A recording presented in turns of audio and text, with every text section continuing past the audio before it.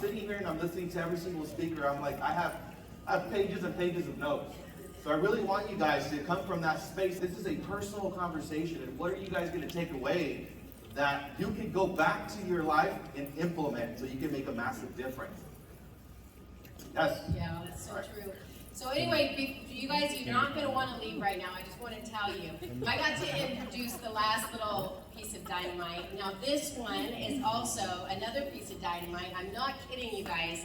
You know she's dynamite and she's full of fire because she's Puerto Rican. Let's start with that. Let's go. Latinos are full of fire. And this one is the best. So anyway, the other thing about this gal is she literally had the top team in EXP for 2 years. Okay, there's a lot of people here at EXP. She's an amazing leader. She's really an advocate of Latinos, but she also is a woman. And I don't know if any of you had the privilege to be in Cabo, but she did an amazing women's event. She is so empowering. She's so inspirational. You guys do not leave, because not only is she incredibly successful, but she has fire and she's fun to listen to. And you're going to absolutely take some things, you're going to go home and it's going to make your life better today. Anyway, I think I've said enough, but I'm so excited to introduce the tiny and mighty Veronica Figueroa.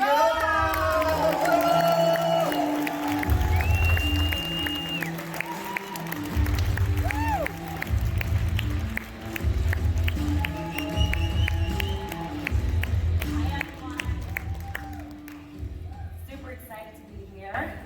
I need your guys' help because I was given the task to talk to you guys about production, and I just want to give our leadership team a big round of applause. So please, can we please give a round of applause as the most productive independent company in the world, guys, by the way.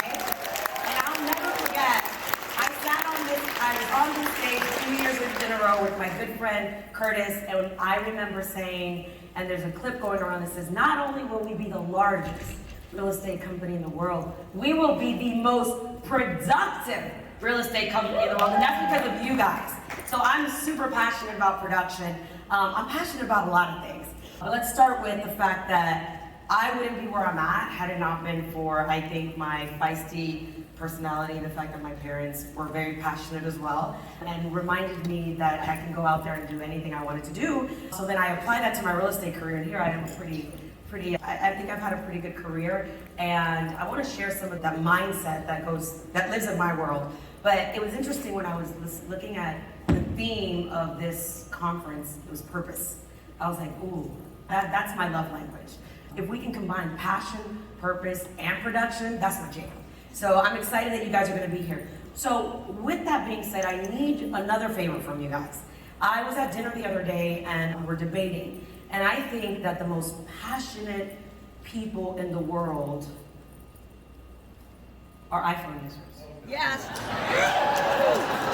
But I want to give my Android users a chance to show your passion.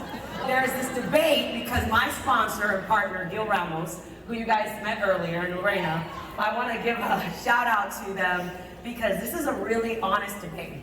I need everybody who is an Android user to stand up. Where you at? And I need you to give a real big shout. Show me your passion. Okay, give it up for them. All right, so next, I need all my iPhone users to get up. Stand up.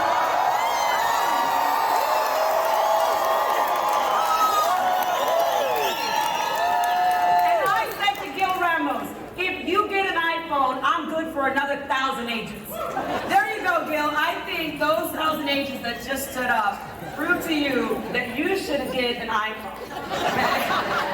Do you guys agree? I mean, when you're doing these group chats and you want to introduce a prospect, introduce a potential independent boost, and you get that green dot, you're just like, really, dude, we totally lost this. Okay?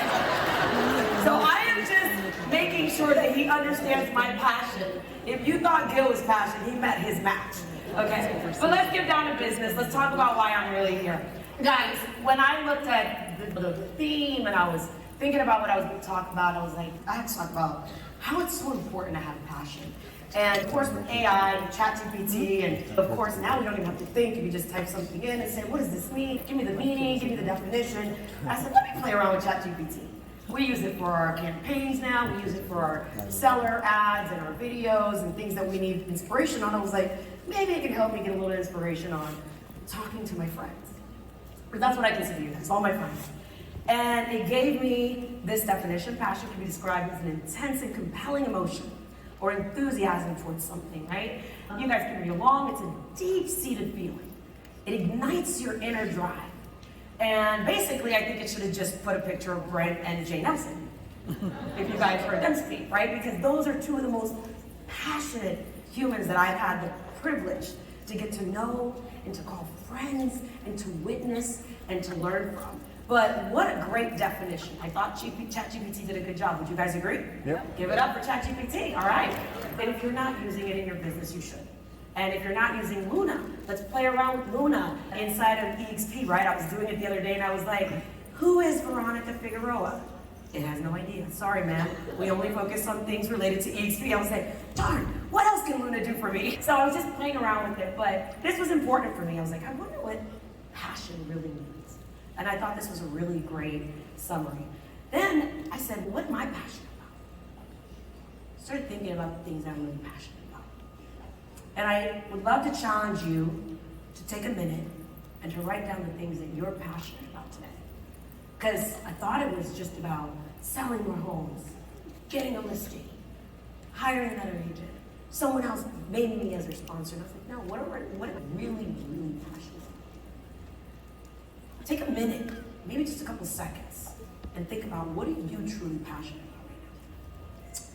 I'm gonna go back to these things, and of course, wellness is a whole journey that I'm on. I've been on a journey for a long time. Those of you who know me know I've been up and down. I've lost 100 pounds, I've gained 80, I've lost 100 pounds, I've dealt with many things, but I'll talk a little bit more about freedom, right? I'm extremely passionate about freedom, but what is freedom really to me? Is it financial freedom? Is it freedom from addiction? Is it freedom from limited beliefs and all these things? Is it women, right? I'm an advocate for women. I'm an advocate for women in business. I'm an advocate for diversity. I'm an advocate for leadership. I started thinking, okay, that's passion. And what's purpose mean? ChatGPT too. I was like, what does purpose mean? This was a lot longer for me to read. I had bad eyes. After I turned 44, everything started breaking, hormone issues, eyesight. I can't read that right now. But you can, maybe. No, just joking. But if you type it, it gives you an understanding. So I'm like, go a little deeper. To have a purpose, to provide something so profound that gives you fulfillment, to make meaningful contributions. What is your purpose? It serves as a guiding force, helping individuals navigate through challenges and setbacks while remaining focused on what truly matters to them. How many of you guys have experienced a little turbulence in your business? How many of you want to be honest and raise your hand? Okay, some of you guys are honest, some of you guys are just liars. And that's okay. I've told a white lie here and there before. But here's what I'm not going to tell you. I'm not going to tell you that I'm the best. I'm not going to tell you that I haven't been scared. I'm not going to tell you that over the last few years I haven't experienced pressure. Because guess what? Yeah, we did sell a lot of homes. We sold probably more homes than what we ever imagined we were going to sell. I had a really large institutional account called Zillow Offers, where I sold thousands of homes with my team. You may have heard that story. If you're new to EXP, maybe you haven't. Who cares? My point is, we had to build infrastructure to sell thousands of homes, and we did it. And what I set out to do when I was building what we built was I just simply wanted to show that women can be really great, strong operators in this business. Because there is still a huge gap. And when we set out to do that, I went and I sat in front of rooms with large executives, big companies that had a lot of market share or were getting ready to have a lot of market share. And I said, I'm your girl in Orlando. We're going to push a lot of pressure through the pipes. We're going to build infrastructure. And we did it. But what happened after that, a lot of your world changed. Some of us have experienced challenge in the real estate industry, right? Interest rates, right? Limited inventory. Things are changing. More agents that entered the market. Now agents are leaving the market. But we all experienced some change over the last 12 to 14 months, yes or yes? Yes. Okay, I experienced that about 18 months ago, 20 months ago. I knew our big account was coming to an end before most of you knew your business was going to change. I was looking at change in the face before most of you did. Because they said, hey, you're no longer going to serve this big, well-oiled machine. Your business is going to dry up. So you will no longer have the thousands of homes to sell. How do you go to bed at night knowing that you have staff and you have people depending on you, right? We pivoted. We knew change was coming and we were not going to allow change to change us, to make us lose our focus and make us believe that we were not going to thrive in any market. Because here's what I remember. Prior to getting to that account, we were already selling 400, 500 homes, 600 homes when that was not common. So I had to go back to remind myself who we are, why they trusted us in the first place. And I said, we're a real estate team that's going to thrive in a good market and in a challenging market. Because the type of purpose that we have and the type of people that we are is that we do not run away from these challenges. We lean into them because we understand why we're doing what we're doing. Fast forward, we had to make a decision. What kind of team and what kind of operation are we going to run? What kind of agents are we going to be? We're going to be the agents that's going to thrive in any market. But going back to my purpose, I started thinking, what is my purpose? What am I really doing this for? For me, I'm leaning in more into my faith. My family is important to me. I want to make an impact. I always want to inspire, and I want to provoke change. Provoke change in our industry, provoke change in people's lives, and hopefully make an impact in their life that will forever improve their quality of life. So, how does that tie into agent productivity? I have some amazing agents that I get to coach every single day who are in my world, that I get to watch, not only the results, but everything in between, who they've become, what they've had to overcome. And I asked a lot of them a similar question, and a lot of them had to face fear. And fear is something that I think we all experience. But it's, of course, what's on the other side of it that really is what's special. Fear can play tricks on our mind. It can make us believe that we're not worthy. It can make us believe that someone else is better than us. It can make us believe that we have to constantly compete with other people. But really, who we're competing against is ourselves. That's really what we're having to face. What if on the other side of fear was true freedom? On the other side of fear was who you were supposed to be. And what's really interesting when I think about agent productivity, I looked at ChatGPT and I asked them, well, what does that mean? A productive real estate agent possesses several qualities that contribute to their success in the industry. And as I was thinking about this, and I'm going to move back real quick, as I was thinking about this, I thought about an article that I read that referenced the book Great by Choice. You guys should definitely read it. When teams are self-disciplined and consistently hit specific performance targets, they can outperform competitors during crisis. So I started thinking, okay, what do we as a team need to do? What are we facing? So this was my world. We were drinking from a fire hose, internet leads, listing leads, ISAs, appointments, and I'm gonna give you guys a little challenge afterwards, but I had to say, this is the kind of team we are. This is the kind of team this is the area of our business that we're neglecting. Are you neglecting any of these in your business? I love the one honest soul in this room. Thank you for being honest. The rest of us are in denial. I am proud to tell you that over the last 18 to 20 months, we were so dependent on a third-party source that pretty much, I would say, owned our soul of our team. That now we are a well-rounded team, and now more than half of this makes up 70% of our business, and it's the right side of the house. It's the correct side, which is our sphere, open house, and prospecting. We will never be dependent on a third party to control our business because we made a conscious decision to run a well-rounded business so that we could really run a healthier business, which is what I want each and every one of you to make a decision today. If there is an area in your business that you know is neglected, that you have the ability to control the outcome, today you can decide to start. Where can you make improvements in your business so that no one else can have control over your business? And we went from, again, a team that was extremely dependent on internet leads, third-party lead sources, of course we love our ISAs, to now being a well-rounded business. And the challenge that we faced was, how do you convince agents who are in your room, in your world, that were drinking from a fire hose, of just getting appointments and leads, right? The last few years, the reason I give you that analogy is because the last few years, weren't we all just, business was just falling out of the sky for a lot of us. Interest rates were great, everything. But then the minute something changed, you didn't have control over your business because you let up on your prospecting, or you let up on your nurturing your sphere, or cultivating your data, like Gil was saying, right? And you stop taking control of your business.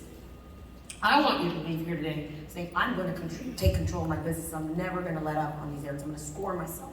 How am I showing up for my sphere? What are the things that I'm doing to nurture my sphere? What am I doing? What am I doing to make sure that, okay, if I don't do open houses, how am I leveraging the listings that I have?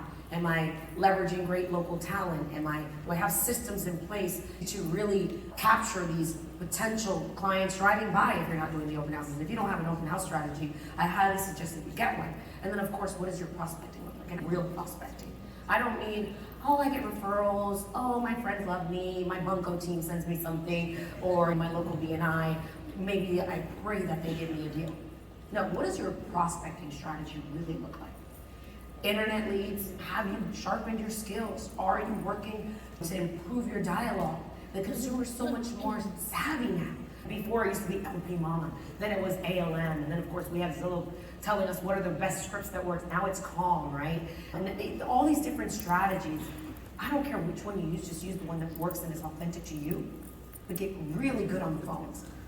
Get really good on the phones, because stop telling yourself I only work referrals, because you're saying no to 70% of an audience that doesn't know you today. But be ready to have an internet, obviously, presence, and whether it's a strategy where you're buying leads, you're investing, whether you're doing Flex, whether you're doing Ojo, whether you're doing Rootsy.com, whether you're doing, I don't care what you're doing, have a strategy to win those conversations where you feel authentic and it works for you. So we started diving into what we were doing. We looked at what was working, what was not working, and we said, who do we want to be?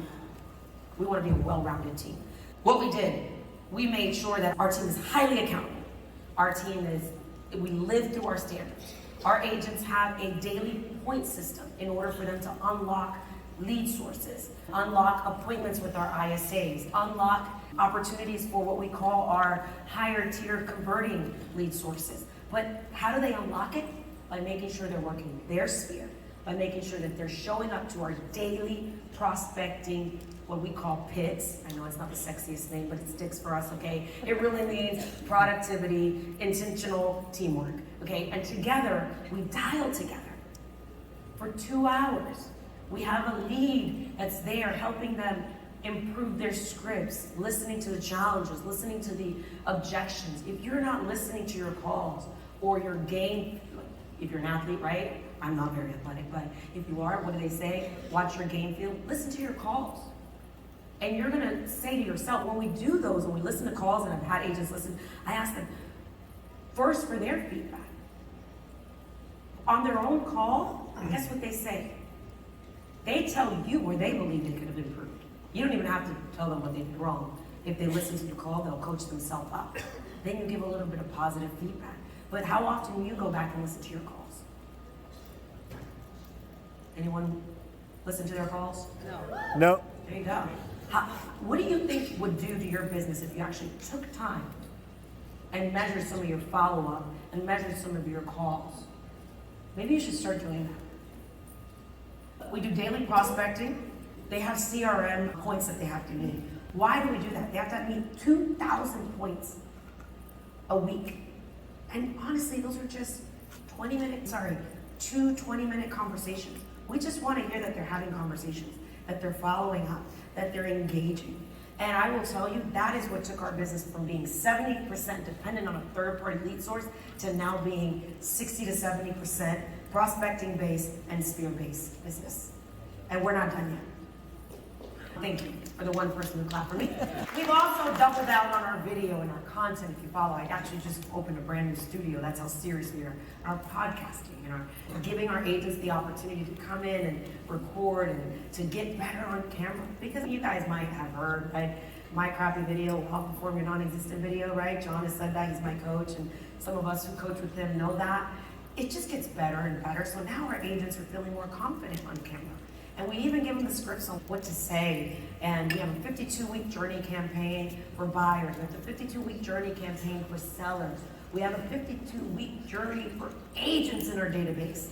Because also we love when we go to listings, we tell sellers, hey, not only when you list with us, are you gonna get a great team, but you also are gonna get a team that has a large agent database. We play nice with other agents, so we actually send that agent database an entire journey. I use it for two strategies. I use it for connecting with them in the network, but also it's a great recruiting strategy. They wouldn't let me talk about recruiting today, but I'm gonna still slip in a second. So if you get the book, here's what I want you to do. The book that I mentioned earlier, Great by Choice. They're gonna talk about 4 important steps that businesses should take when it comes to discipline in their business.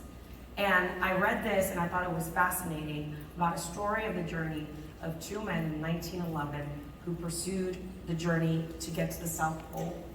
And only one team survived and the other team unfortunately passed. But it was the principles and the discipline that the leading team group had, which was they were committed to conquering 20 miles a day, no matter what the weather was, no matter what the challenges were, no matter what the terrain. Meanwhile, the other group only wanted to move when the weather was good. And they would exert themselves and go really far when the weather was good, and then when the weather wasn't good, they'd stop and they wouldn't do anything. Yet the team that won and thrived was a team that went forward no matter what the weather or the terrain. Small wins, small incremental wins in their business. And if you apply these disciplines, fanatical discipline, maximize your time, small gains every day, remembering you'll grow tired and bored because real estate can get a little boring, guys. Okay, like Gil said, it's not always TikTok and fun. It's work. But if we stay committed and disciplined, your business is gonna grow. Level 5 ambition, be passionate about your mission. Stay super crystal clear on your motivation and what you're doing. I'm gonna go through these really quick. Observe, it doesn't mean you can't be creative, but don't try the Voyager who tried every shiny object. He unfortunately still didn't make it because they were trying to take the easy way, and the easy way doesn't work. You have to still do the real foundational work. Productive paranoia, be hyper vigilant and of changes and assume conditions may turn. Prepare for risk and those circumstances. Do not expect anyone to save you from your work. I thought these principles were super great. So as I wrap up, I want to remind you guys, passion and purpose. You have to know why you're doing what you're doing. And I explained to you earlier what was mine. Mine is wellness, mine is freedom, mine is women, diversity and leadership. And of course, when I say wellness, like I said earlier, your mental health matters. Okay, your physical health matters. I'm still on that journey. Freedom, like I said, for me, it's freedom of being able to work and travel with my husband, who I love very much, who's right there, whenever we want. Showing other people freedom. For me, it's also, like I said, freedom from addiction and freedom from a lot of limited beliefs. Women in business, I mentioned that earlier. Find yours. Why do you do what you do? I will tell you that the people that I get to work with know theirs. And I don't think Brent's here or Kathy, or maybe they are. This is their party, they get to do whatever they want. But had it not been for EXP, I would have probably been lost still and just been that person that just burns out in production. This company has done more than help me build an amazing business to where today I would say I never imagined I would experience what we've experienced. But also, they've walked me through so many things in my life to where my business has grown, but my faith. Brent Go baptized me in Hawaii.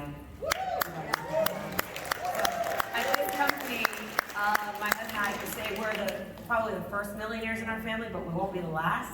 But also the fact that I get to now walk in faith with my dear friends, because I was able to get mentorship from people who, when I would say, tell me about business, the first thing they talk to me about is, what are my dreams, my passion, my family, what do I really want to accomplish and be remembered by?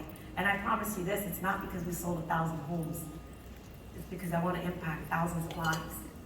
This is my purpose. Last year at Build, I get emotional thinking about it because we got to hear from Brent, from Tony Robbins. And if you look at the slide, it says, what are the 2 goals you want to accomplish in the next 6 to 12 months? And why are they a must? And what's keeping you from changing that? And for me, it was making sure that my marriage was saved and that my husband and I were in alignment on what we were building. So it was really special to hear Lorena talk about that. And last but not least, guys, last but not least, production equals revenue share. I promise you that. You want to grow a revenue share organization, just go help people be more productive. Add a little bit of passion and purpose to that, your life is going to change forever. East Peace paid me more than $2 million in revenue share over the last 4 years, not including our shares and everything else. Go help people be more productive. Do it with purpose and passion, and you're going to watch your revenue share grow. I promise you. Thank you.